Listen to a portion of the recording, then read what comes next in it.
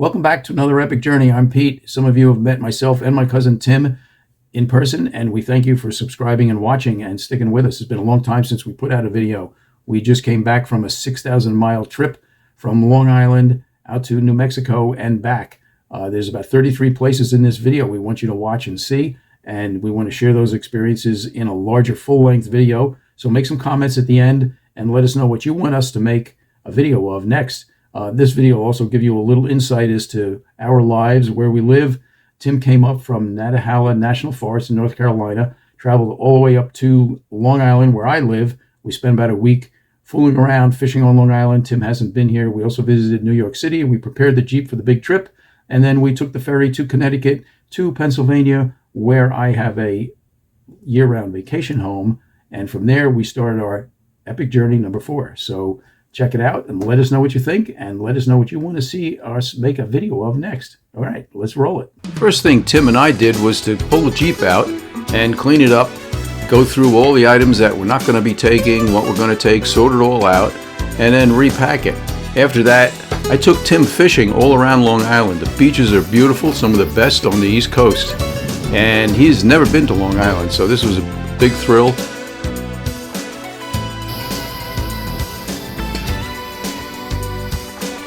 I live about 2 hours from New York City by train, and one day I took Tim there. He's never been to New York City, and I knew all the sights. I know my way around. The best place to see the city is from the top of the rock, which is Rockefeller Center.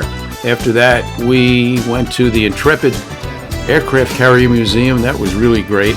And of course, my favorite barbecue place just off of Times Square, where we shared a 1-gallon margarita. Wow. By then, Tim was pretty bushed, took him home. The next day, we relaxed around the house, finished packing the Jeep a little bit, barbecued, and the next day, we were finally ready to hit the road. We took the ferry over to Connecticut, which is how I get to my year-round vacation home in Promised Land, Pennsylvania, up in the Poconos. From there, we stayed overnight, and then we traveled around and saw 2 more sites. We did some fly fishing, which was new to us.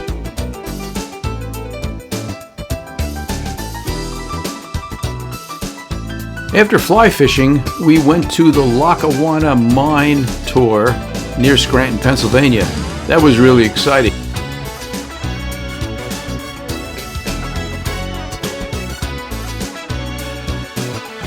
After that, we went to Falling Waters, which is Frank Lloyd Wright's prize residential design, very famous. You'll recognize the picture.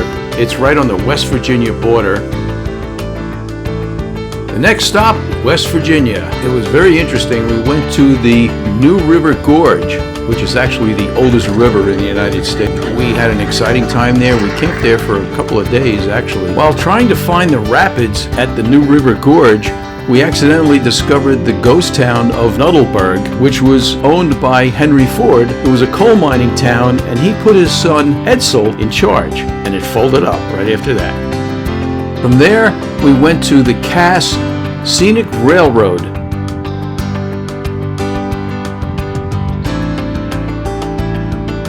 It's one of the most scenic railroads in the country because the locomotives are all gear-driven.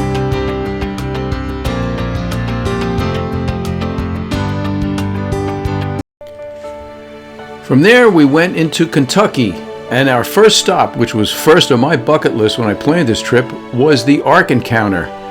The Ark Encounter explains everything for the evolutionist and the creationist and answers all your questions. This is an adult-oriented experience that you can teach your children about the virtues of Christianity.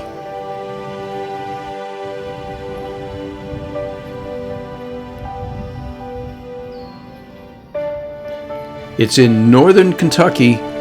It's absolutely fabulous. Any questions you have about Noah's Ark and how it happened, if it happened, how could it scientifically happen, so on, all the answers are there. This place is fabulous. We spent the whole day here. This is Disney quality entertainment. Very, very well done. Highly recommended. The next stop was General Patton's museum. This was extremely interesting and very, very fulfilling. You could see exactly what General Patton did, his philosophies. There's a lot of life-size dioramas about his life, the wars and the battles, a lot of tanks outside. We spent 3 days in Bridgetown, Kentucky, which is centrally located. There's so much to see around there. We had numerous war museums which we wanted to take a look at. One is the Civil War Museum and Village.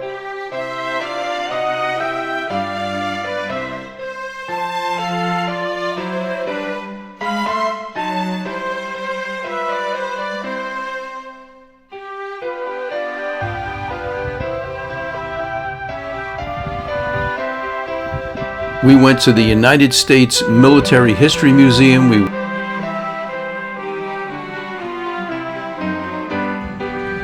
went to Fort Knox. We checked that out.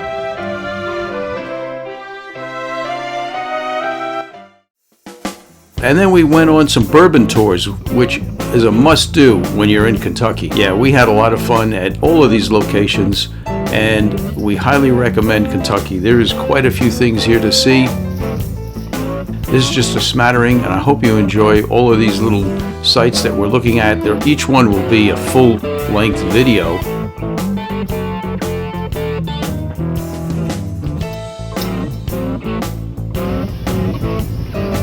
From there, we moved on to the Big South Fork Scenic Railroad to look at the Barthel Coal Camp.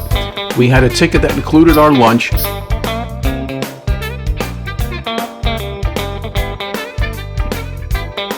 It was very, very well done, privately owned, and we have an exclusive interview with the owner, whose father actually built this place and bought the property and restored all the buildings. It's a great tourism site, very, very well done, highly recommended. Let's see what we can do. All right, go for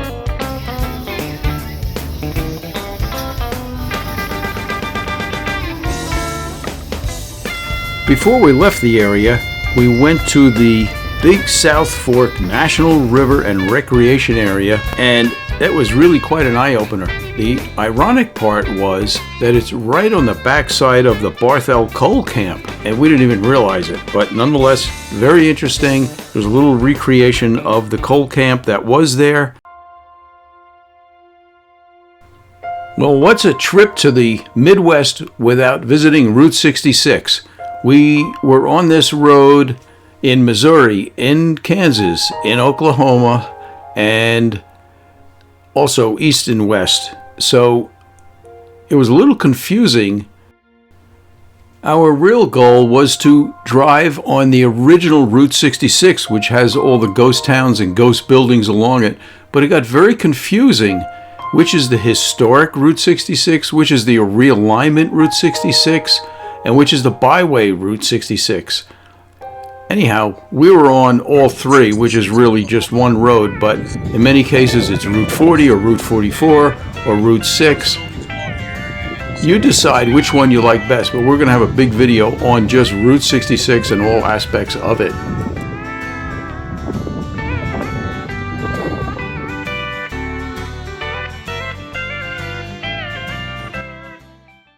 If you've ever driven out west, you know that Kansas is one of the worst places to drive through, but we found some interesting places if you do a little bit of research. One is the Yellow Brick Road, where Dorothy and Toto live. Well, Dorothy wasn't there, but Toto was doing what he does best. And we went to the Oz Museum and Recreation House and Museum. It was very, very interesting. We really enjoyed it. And that's the original model that was used in the movie when you saw Dorothy's house spinning around in the tornado. And there's also the recreation of the storm cellar. We actually camped near one. We didn't realize it, but we pulled into a park. It was about 9 o'clock at night, and when we woke up in the morning, we were right next to a 100-year-old storm cellar. We're going to have a little video about that one too. Also here in Liberal, Kansas is the Mid-America Air Museum. This is one of the largest museums of full-size aircraft inside and outdoors in America.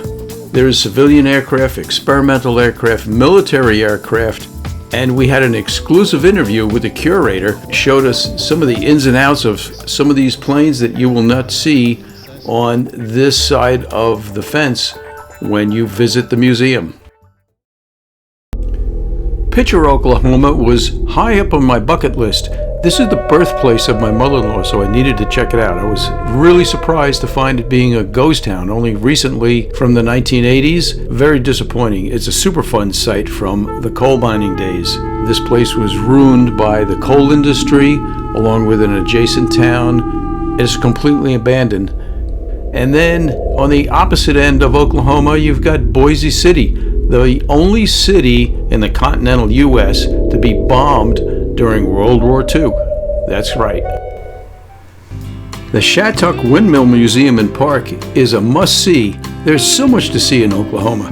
This park had, maybe 50 or 75 antique windmills that are all operating. We got a chance to speak with the curator and restorer of most of these windmills. He explained how they worked, how they operated.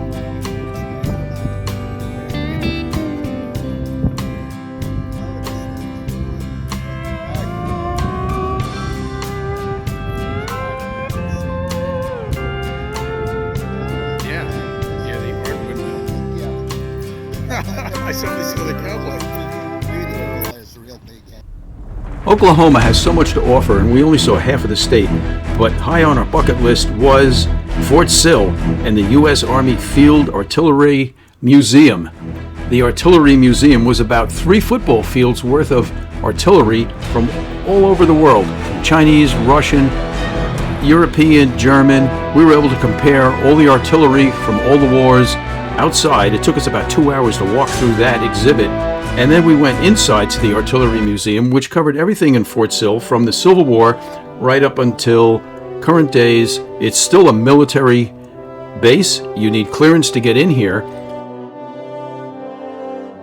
At the end of our visit, we were able to visit the burial place of Geronimo.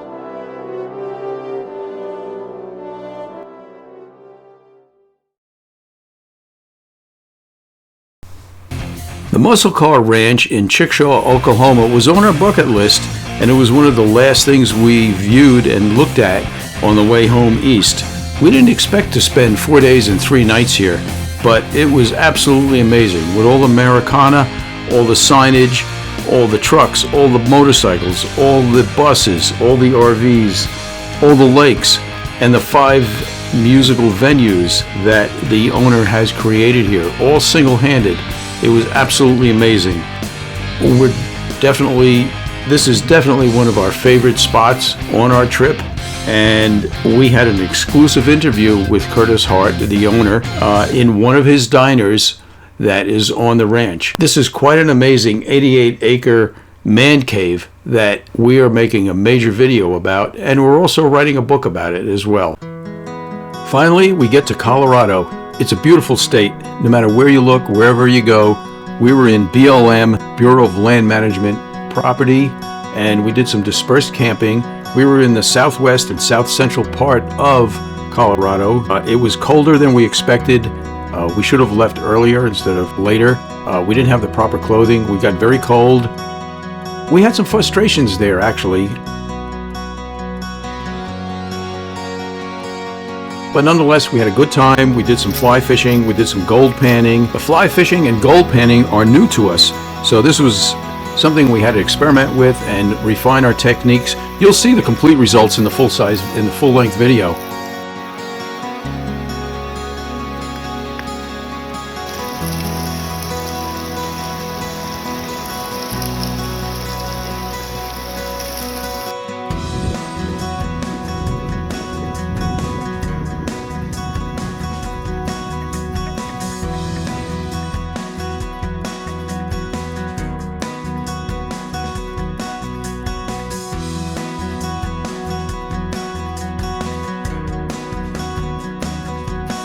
No off-roading here really, but we needed to go up to 11,000 feet to see Summitville.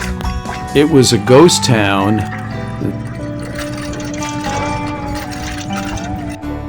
We drove about 35 miles on gravel roads, very washboard. We finally got to Summitville at 11,000 feet above sea level. The temperature plummeted there We actually had a hailstorm. We weren't dressed for this.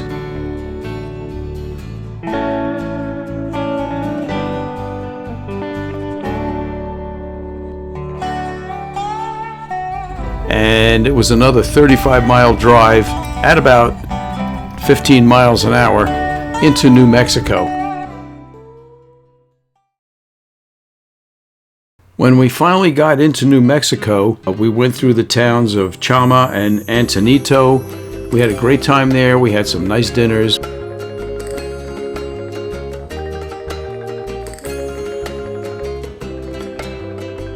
It's a little historic town, a cute little town. We also visited the Combres and Toltec narrow gauge railroad in the town of Antonito. That was really, really very interesting. Well, this was our U-turn back east, and we went through a lot of little towns. It took us about a half a day to head towards the panhandle of Oklahoma, which is no man's land.